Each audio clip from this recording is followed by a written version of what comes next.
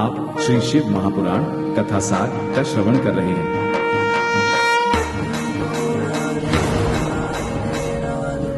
विद्येश्वर संहिता। व्यास जी कहते हैं, जो धर्म का महान क्षेत्र है, जहाँ गंगा यमुना का संगम हुआ है, जो ब्रह्मलोक का मार्ग है, उस परम पुण्यमय प्रयाग में महात्मा मुनियों ने एक विशाल ज्ञान यज्ञ का आयोजन किया। उस ज्ञान यज्ञ का तथा मुनियों का दर्शन करने के लिए व्यास शिष्य महामुनि सूत जी वहां पधारे। वहां उपस्थित महात्माओं ने उनकी विधिवत स्तुति करके विनयपूर्वक उनसे निवेदन किया, हे सूत जी, इस समय हमें एक ही बात सुनने की इच्छा है।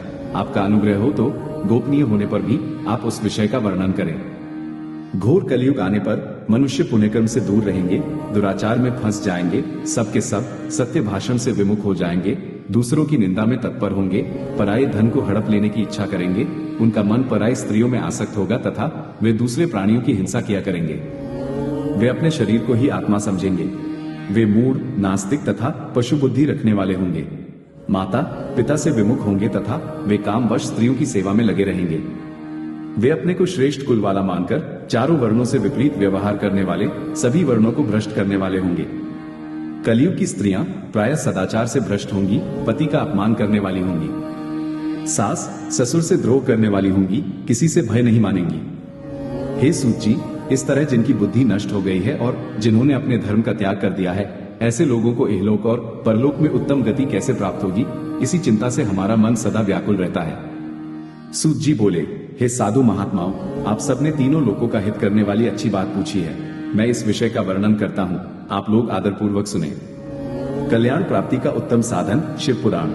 सबसे उत्तम जो शिव पुराण है, वह वेदांत का सार, सर्वस्व है तथा वक्ता और श्रोता का समस्त पापों से उद्धार करने वाला है। वो परलोक में परमार्थ वस्तु को देने वाला है, कलि की कल्मश राशि का वह विनाशक है। उसमें भगवान शिव के उत्तम यश का वर्णन है। हे ब्राह्मणों, धर्म, अर्थ, काम और मोक्ष, इन चारों पुरुषार्थों को देने वाले उस पुराण का प्रभाव विस्तार को प्राप्त हो रहा है।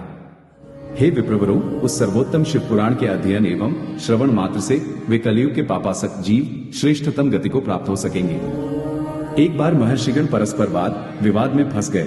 तब वे सब के सब अपनी शंका के समाधान के लिए सृष्टिकर्ता ब्रह्मा जी के पास गए। मुनिगणों ने कहा, हे भगवन, परम साध्य क्या है और उसका परम साधन क्या है तथा उसका साधक कैसा होता है? ब्रह्मा जी कहते हैं, शिव पद की प्राप्ति ही साध्य है, उनकी सेवा ही साधन है तथा उनके प्रसाद से जो नित्य नैमित्तिक आदि फलों के प्रति नी स्प्रेह होता है, वही साधक है। भगवान शंकर का श्रवण, कीर्तन और मनन, ये तीनों महत्तर साधन कहे गए हैं। ये तीनों ही वेद सम्मत हैं। सूत जी कहते हैं, हे शौनक, जो श्रवण, कीर्तन और मनन इन तीनों के अनुष्ठान में समर्थ न हो, वह भगवान शंकर के लिंग या मूर्ति की स्थापना कर नित्य उसकी पूजा करके संसार सागर से पार हो सकता है। ऋषिगणों के ये पूछने पर कि मूर्ति में ही सर्वत्र देवताओं की पूजा होती है, परंतु भगवान शिव की पूजा सब जगह मूर्ति में और लिंग में क्यों की जाती है? सूत जी कहते हैं, एकमात्र भगवान शिव ही ब्रह्म रूप होने के कारण निराकार कहे गए हैं। रूपवान होने के कारण साकार भी हैं। निराकार होने के कारण ही उनकी पूजा का आधारभूत लिंग भी निराकार ही प्राप्त हुआ है, अर्थात शिवलिंग शिव के निराकार स्वरूप का प्रतीक है। ज्योतिर्लिंग का प्राकट्य। एक समय शेषशायी भगवान विष्णु अपनी पराशक्ति तथा पार्षदों से घिरे हुए शयन कर रहे थे। उसी समय ब्रह्म वेत्ताओं में श्रेष्ठ ब्रह्मा जी वहां पधारे तथा विष्णु से वार्ता करते हुए वाद विवाद करने लगे। वाद विवाद इतना बढ़ गया कि उसने भयंकर युद्ध का रूप धारण कर लिया। उस भयंकर युद्ध को देखकर देवतागण भयभीत होकर भगवान शंकर के पास कैलाश पहुंचे और उन्हें उससे अवगत कराया। निराकार भगवान शंकर इस भयंकर युद्ध को देखकर एक विशाल अग्नि स्तंभ के रूप में उन दोनों के बीच में प्रकट हो गए। इस अद्भुत स्तंभ को देखकर ब्रह्मा, विष्णु तथा अन्य सभी लोग आश्चर्यचकित हो गए। ब्रह्मा, विष्णु दोनों ने इसकी ऊंचाई तथा जड़ की सीमा देखने का विचार किया। विष्णु शुक का रूप धारण कर इसकी जड़ की खोज में नीचे की ओर चले। इसी प्रकार ब्रह्मा भी हंस का रूप धारण कर उसका अंत खोजने के लिए ऊपर की ओर चल पड़े। पाताल लोक को खोदकर बहुत दूर तक जाने पर भी विष्णु को उस अग्नि स्तंभ का आधार नहीं मिला। वे थक हारकर रणभूमि में वापस आ गए। दूसरी ओर ब्रह्मा जी ने आकाश मार्ग से जाते हुए मार्ग में एक अद्भुत केतकी केवड़े के पुष्प को गिरते हुए देखा। उस केतकी पुष्प ने ब्रह्मा जी से कहा, इस स्तंभ के आदि का कहीं पता नहीं है, आप उसे देखने की आशा छोड़ दें। ब्रह्मा जी ने केतकी पुष्प से निवेदन किया कि तुम मेरे साथ चलकर विष्णु के समक्ष ये कह देना कि ब्रह्मा जी ने इस स्तंभ का अंत देख लिया है, मैं इसका साक्षी हूँ। आपातकाल में मिथ्या भाषण का दोष नहीं है। केतकी ने वैसा ही किया। भगवान शंकर तो अंतर्यामी थे ही, उन्होंने विष्णु की सत्यनिष्ठा से प्रसन्न होकर देवताओं के समक्ष उन्हें अपनी समानता प्रदान की तथा ब्रह्मा से कहा, हे ब्रह्म, तुमने असत्य का आश्रय लिया है, इसलिए संसार में तुम्हारा सत्कार नहीं होगा और तुम्हारे मंदिर नहीं बनेंगे तथा पूजनोत्सव आदि भी नहीं होंगे। भगवान शिव ने झूठी गवाही देने वाले कपटी केतकी से कहा, तुम दुष्ट हो, मेरी पूजा में उपस्थित तुम्हारा फूल मुझे प्रिय नहीं होगा। तदनंतर भगवान शंकर, ब्रह्मा, विष्णु तथा केतकी पुष्प पर अनुग्रह करके सभी देवताओं से स्तुत होकर सभा में सुशोभित हुए।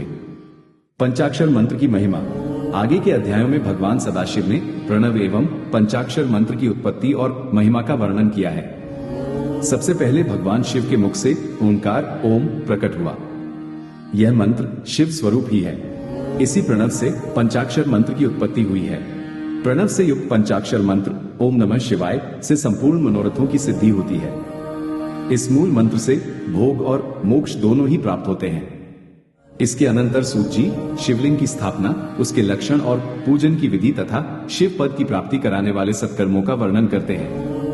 आगे मोक्षदायक काशी आदि मुक्ति क्षेत्रों का वर्णन, विशेष काल में विभिन्न नदियों के जल में स्नान के उत्तम फल का निर्देश तथा तीर्थों में पाप से बचे रहने की चेतावनी भी दी गई है। सदाचार, शौचाचार, स्नान, भस्म धारण, संध्या वंदन, प्रणव जप, गायत्री जप, दान, न्यायतः धन उपार्जन तथा अग्निहोत्र आदि की विधि एवं उसकी महिमा का वर्णन हुआ है। सूत जी कहते हैं कि मुमुक्षु व्यक्ति को सदा ज्ञान का ही अभ्यास करना चाहिए। धर्म से अर्थ की प्राप्ति होती है, अर्थ से भोग सुलभ होता है और उस भोग से वैराग्य की प्राप्ति होती है। धर्मपूर्वक उपार्जित धन से जो भोग प्राप्त होता है, उससे एक दिन अवश्य वैराग्य का उदय होता है। धर्म के विपरीत अधर्म से उपार्जित धन द्वारा जो भोग प्राप्त होता है, उससे भोगों के प्रति आसक्ति उत्पन्न होती है। ईश्वरार्पण बुद्धि से यज्ञ, दान आदि कर्म करके मनुष्य मोक्ष फल का भागी होता है। शिवस्पर्या का अनंत फल। भगवती उमा जगत की माता हैं और भगवान सदाशिव जगत के पिता। जो इनकी सेवा करता है, उस पुत्र पर इन दोनों माता पिता की कृपा नित्य अधिकाधिक बढ़ती रहती है। वे उसे अपना आंतरिक ऐश्वर्य प्रदान करते हैं। अतः आंतरिक आनंद की प्राप्ति के लिए शिवलिंग को माता पिता का स्वरूप मानकर उसकी पूजा करनी चाहिए। भक्तिपूर्वक की गई शिव पूजा मनुष्यों को पुनर्जन्म से छुटकारा दिलाती है। शिव भक्त की पूजा से भगवान शिव बहुत प्रसन्न होते हैं। शिव भक्त साक्षात शिव स्वरूप ही है, अतः उसकी सेवा में तत्पर रहना चाहिए। भगवान शिव को अपनी आत्मा मानकर उनकी पूजा करनी चाहिए। भगवान शिव की प्रदक्षिणा, नमस्कार और षोडशोपचार पूजन अत्यंत फलदायी होता है।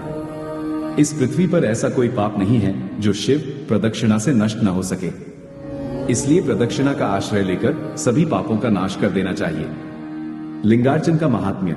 इसके अनंतर पार्थिव शिवलिंग के पूजन का महात्म्य, पार्थिव लिंग के निर्माण की विधि और वेदमंत्रों द्वारा उसके पूजन की विस्तृत एवं संक्षिप्त विधि का वर्णन किया गया है। चारों वेदों में लिंगार्चन से बढ़कर कोई पुण्य नहीं है। केवल शिवलिंग की पूजा होने पर समस्त चराचर जगत की पूजा हो जाती है। रुद्राक्ष धारण से 1/4, विभूति भस्म धारण से आधा, मंत्र जप से 3/4 और पूजा से पूर्ण फल प्राप्त होता है। सूत जी कहते हैं, प्रिय मुनीश्वरों, इस प्रकार मैंने शिव की आज्ञा के अनुसार उत्तम मुक्ति देने वाली विद्येश्वर संहिता आपके समक्ष पूर्ण रूप से कह दी।